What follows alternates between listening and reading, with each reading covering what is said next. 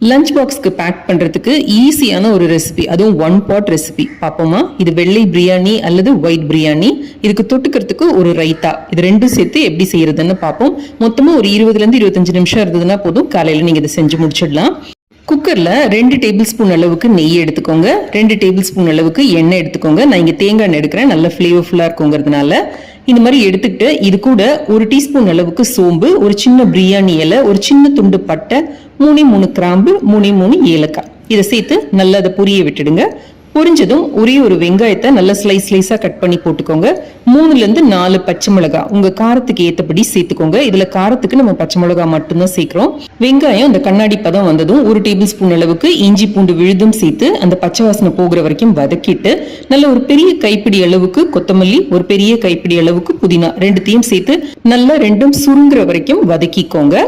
ஒரு கேரட்டை ரவுண்டா நறுக்கி சேர்த்துக்கிறேன். ஒரு கைப்பிடி அளவுக்கு பட்டாணியும் சேர்த்துக்கிறேன். உங்களுக்கு என்ன வெஜிடபிள்ஸ் வேணாலும் சேர்த்துக்கலாம். இப்போ 1.5 கப் அளவுக்கு பாஸ்மதி அரிசியை ஒரு 20 நிமிஷம் 1 கப் தண்ணியில ஊற வச்சிருக்கேன். அந்த தண்ணியோட அதை சேர்த்துக்கிட்டு அது கூடவே 1.5 கப் அளவுக்கு தேங்காய் பாலும் சேர்க்கிறேன். நான் இதே கப்ல தான் அந்த பிரியாணி அரிசியை அளந்தேன். ஸோ அதே கப்பால 2.5 கப் அளவுக்கு சேர்த்திருக்கேன். 1 கப் தண்ணி, 2.5 கப் அளவுக்கு தேங்காய் பால். இப்போ தேவையான அளவு உப்பு சேர்த்துக்கிட்டு கூடவே ஒரு சின்ன சட்னி கரண்டி அளவுக்கு தயிரும் சேர்த்துக்கிட்டு நல்ல ஹை ஃப்ளேம்ல ஒரு 2 விசில் வேக விட்டு எடுத்தீங்கன்னா அருமையான மணக்கிற வெள்ளை பிரியாணி அல்லது ஒயிட் பிரியாணி ரெடி ஆயிடும். ப்ரெஷர் தானா அடங்கினதும் குக்கரை திறந்துட்டு 1 டேபிள் ஸ்பூன் அளவுக்கு நெய் சேர்த்தீங்கன்னா வாசனை ரொம்ப நல்லா இருக்கும், டேஸ்டும் ரொம்ப நல்லா இருக்கும். சாதம் உடையாத அளவுக்கு நல்லா அதை கலந்து கொடுங்க.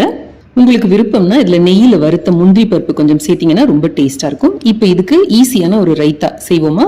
இதுக்கு தயிரை நல்லா பீட் பண்ணி வச்சுக்கோங்க. தக்காளியை பொடி பொடியா நறுக்கி வச்சுக்கோங்க. 2 சின்ன வெங்காயம் பொடி பொடியா நறுக்கி சேர்த்துக்கோங்க. ஒரே ஒரு பச்சை மிளகாயும் பொடியா நறுக்கி சேர்த்துட்டு இந்த தயிரோட சேர்த்து உப்பு, மிளகுத்தூள், கொஞ்சமா கொத்தமல்லி இலை சேர்த்தீங்கன்னா ரைத்தா தயார்.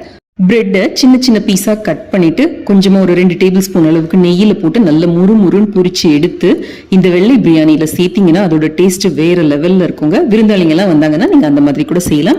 அவ்வளவுதாங்க லஞ்ச் பாக்ஸ்க்கு இப்போ நமக்கு ரைத்தாவும் வெள்ளை பிரியாணியும் தயார். தேங்காய் பால் எடுக்கிறதுக்கு உங்களுக்கு டைம் இல்லைன்னா ஒரே ஒரு கப் அளவுக்கு பசும்பால் சேர்த்துக்கோங்க. அதோட டேஸ்டும் நல்லா இருக்கும். கண்டிப்பா ட்ரை பண்ணி பாருங்க. இது உங்களுக்கு அன்பா செஞ்சு கொடுத்தவங்களுக்கு ஒரு தேங்க்ஸ் சொல்லிட்டு என்ஜாய். தேங்க்ஸ் ஃபார் வாட்சிங்.